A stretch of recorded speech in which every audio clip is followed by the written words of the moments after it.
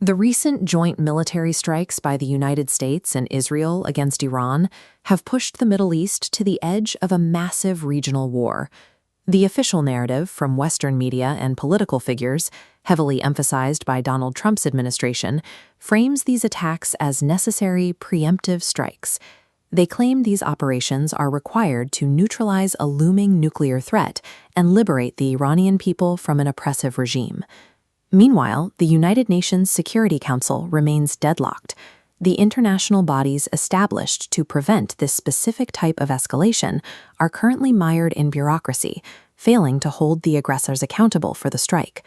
A global coalition of communist, socialist, and workers' parties is challenging that official story directly. They are characterizing the strike as an illegal, imperialist operation that treats human lives as collateral in a bid for regional dominance. Statements from the Communist Party USA and China's Ministry of Foreign Affairs highlight a critical, suppressed detail. An Oman-brokered peace agreement regarding Iran's nuclear capabilities was on the table and nearing completion right before the missiles were launched. According to the CPUSA, the timing of these strikes effectively sacrificed a viable diplomatic breakthrough. By choosing military action while peace negotiations were active, the administration disrupted the possibility of a nonviolent resolution. 70 years of Iranian history have been defined by the struggle over resource extraction and the global petrodollar system. The petrodollar is a system where global oil sales are universally priced and traded in US dollars, ensuring American financial dominance. The Workers' Party of Ireland links today's aggression to 1953, when US and British intelligence agencies orchestrated a coup to remove Iran's democratically elected Prime Minister, Mohammad Mossadegh. Mossadegh's removal followed his decision to nationalize Iran's oil wealth. By taking control of these refineries, he diverted profits away from Western corporations and back into the Iranian economy. The strategy of disrupting Iranian sovereignty to protect Western energy markets remains constant. Today's regime change rhetoric mirrors the 1953 intervention in its prioritization of oil profits over Iranian self-determination. The Tudeh Party of Iran, the country's historical communist party, opposes their own domestic dictatorship while simultaneously rejecting U.S. military intervention. They argue that foreign interference seeks only to replace the current regime with a compliant administration.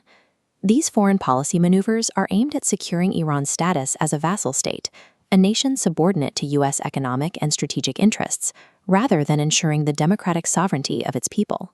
The Israeli Communist Party, Maki, and the Hadash coalition characterize the strike on Iran as a calculated distraction.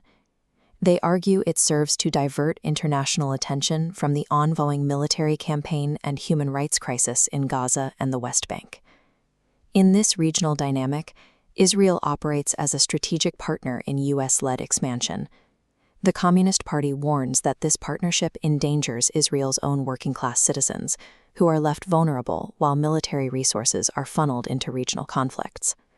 The Communist Party of Greece warns that a conflict of this scale cannot be contained within a single border. If we map the potential escalation, the impact reaches across the entire continent. This instability radiates outward, threatening to ignite secondary conflicts along the borders of Iraq, Afghanistan, and Pakistan. The Iraqi Communist Party has condemned the United States for using sovereign Iraqi soil as a staging ground for these strikes. They are currently leading demands for the removal of all foreign military bases from Iraqi territory. The Japanese Communist Party has further asserted that labeling these regime change operations as preemptive strikes constitutes a violation of established international law.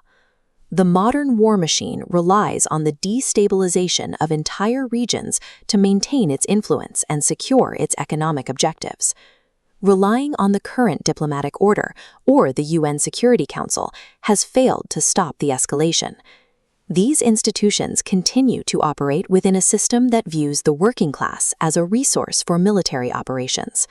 However, the logistics of modern warfare are vulnerable to economic disruption. Sustaining a war requires constant funding, a reliable supply of munitions, and an uninterrupted global distribution network. International socialist and workers' parties argue that the leverage required to stop this machine resides with the people who manage the production lines and logistics of the global economy. This realization fuels calls for organized resistance.